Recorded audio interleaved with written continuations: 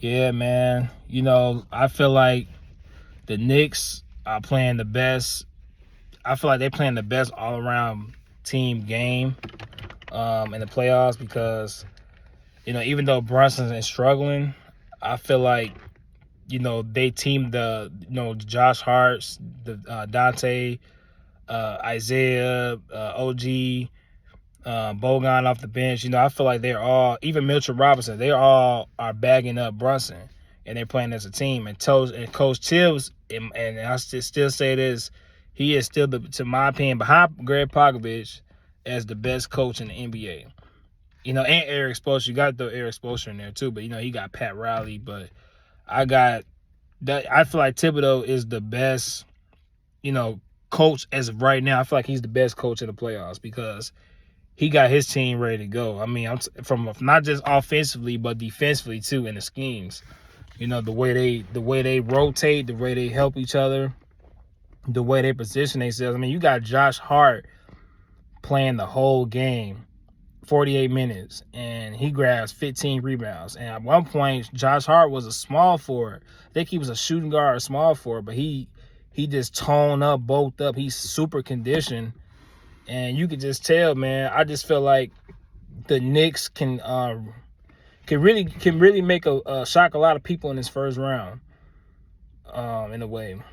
And the comments of what Embiid, those comments that Embiid made, I just feel like they were just they was disingenuous, because for you to make those comments saying that we should be up 2-0, and all and things of that nature, like, bro, I think the first half he didn't have a rebound.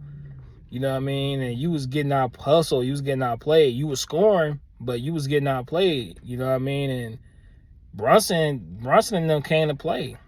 They came to play. I mean, they came. There's no guarantee that who should win or whatnot, but I just felt like as a great player, superstar player like Embiid, you just pretty much embarrass yourself and you slapping your teammates in the face because there's, you guys lost the game. You lost both games, on the road. So, there's ways to come back from there. I mean, you guys got the talent, but that's not fair to the Knicks because, Brunson was scoring. I mean, he was struggling, so you can't expect, it's like you can't guarantee that this guy's going to go the rest of the series struggling like that. So, nah, man, you can't say that we should be up 2-0 when the Knicks' best player was struggling. You know what I mean? So, if the Knicks' best player is struggling, how was, how y'all should be up? If anything, y'all should be up, but y'all got out rebounded. The Knicks bench outscored. First of all, game one, the Knicks scored like 40-some points. Y'all, on the other hand, the Sixers, y'all scored 7 points off the bench in total points. So, nah, man, I'm not buying that. You can't sell that one to me. But other than that, man, this is my favorite series so far. And, I would love to see where it goes from there.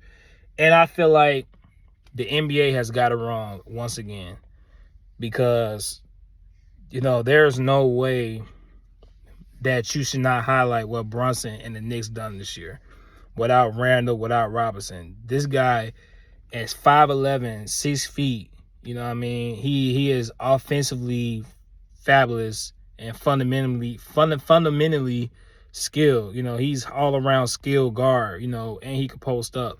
And the way he's done it this year was just off the chain, man. I just feel like he needs to get the recognition or at least be in a conversation for MVP because, I mean, we understand that Shea, led the Thunder to the first seed and they're a young team, but the numbers he's putting up is not something that we haven't seen from him. It's just that they're a great young team. Denver, of course, Jokic's doing the same thing. He's not able to defend the champs, so we understand why he's in the conversation. He's a dominant player. Luka, he's putting up astronomical numbers. So we understand why Shea, Luka, and Jokic are in the conversation. But, those guys have different, they have all-stars and, Luka didn't have Shea didn't have an all-star, but Luka had Kyrie. Kyrie's a superstar, man. Even though he didn't make an all-star game, he's a superstar. He's extremely clutch. So, Jalen, he didn't have his two starting bigs, man, and he willed that Knicks team night in and night out. Career highs too. Multiple 40-point games, multiple 30-point games, even a 60-point game. He was just that. He had a game this year where he had 50 points and nine made threes. 9 out of 9 made threes. So that's he has MVP games too. Of course, his number's not going to look like that, but he's trying to win the game, too. He's trying to win the game. He doesn't have the team, the offensive players, or the green light of other players to shoot, because the Knicks don't even shoot that many threes. You know what I mean? They shoot timely matter threes. But the way they play is they play off their strengths, more than anything. Whereas the other teams, they chunk up threes and they chunk up, they get out and run. They chunk up threes. The Knicks, they kind of play an all-around game.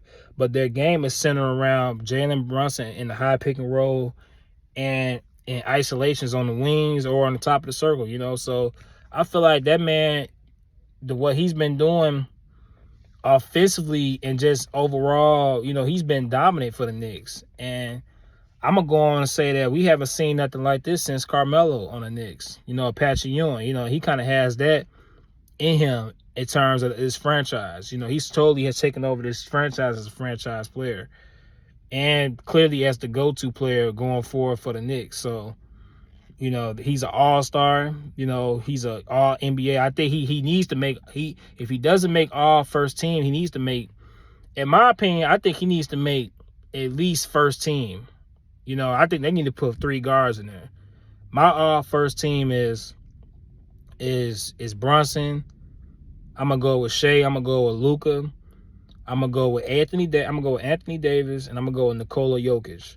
That's my first NBA. But if he doesn't make that in the league, I think he needs to be second team. There's no way that dude should not be a second All NBA player at the point guard position. Now, at the point guard position, he's clearly the best point guard. Now, Shea, I don't look at Shea or Luka as really a point guard. I look at them as like twos. They really play like Shea is really a 2-on-1. He's a combo guard. So is Luka, but Luka is more of a, he's more of a combo guard too. But he plays point too, and he plays like a wing. So I think that the NBA got it wrong overall, in my opinion. This is my opinion. I think Brunson has the greatest story in terms of putting the team on his back. Because that's literally what he did. There's no way you can win 50 games and you putting up career numbers at 5'11", your first All-Star game, and you did it without Randall and Mitchell Robinson, your 2 starting bigs, and Randall being an All-Star at that. So I wonder what you guys think, man. I wonder if for one, I wonder if you all think the Knicks, is going to be a surprising team in the playoffs. Should Brunson be first team or second team, or even in the MVP conversation? What y'all think?